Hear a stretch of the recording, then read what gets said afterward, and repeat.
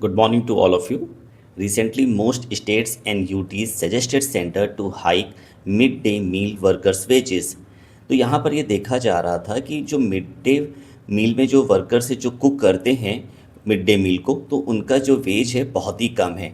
जैसे for example Chhattisgarh की हम बात करें, उनको पे किया जा रहा था 2000 रुपीज़ पर मंथ।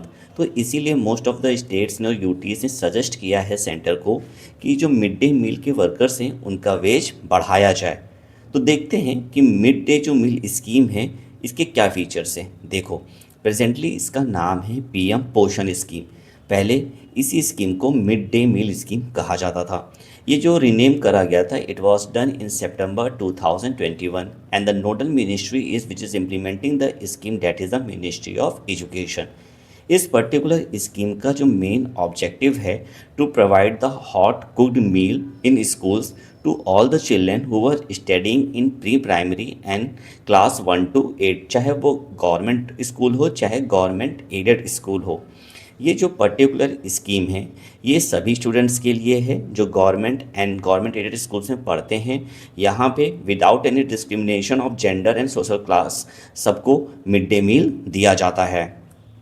यहाँ पे कुछ स्टेट्स का ये भी प्रपोजल है, जैसे फॉर एग्जांपल केरला, तमिलनाडु, कि यहाँ पर मिड डे मील के साथ साथ ब्रेकफास्ट भी दिया जाए। और even the new education policy 2020 also advocated for adding the breakfast to the scheme. यहाँ पर ये जो मिड डे मील स्कीम है, यहाँ पे जो लेबर्स ब्यूरो जो यूज़ करता है, that is a CPI, rural labours, to calculate the inflation specifically for this particular food basket across the 600 villages. इसका जो मेन फोकस एरिया है ताकि बच्चों का न्यूट्रिशन स्टेटस बढ़ाया जा सके, बच्चों को अट्रैक्ट किया जा सके कि वो स्कूल आए, इनरोलमेंट नंबर बढ़ सके और वो स्कूल में रहें, पढ़ाई करें, अटेंडेंस पूरी रहे, ताकि जो बच्चे हैं which is belonging to the disadvantage section, तो उनको पढ़ने में कोई दिक्कत नहीं होनी चाहिए।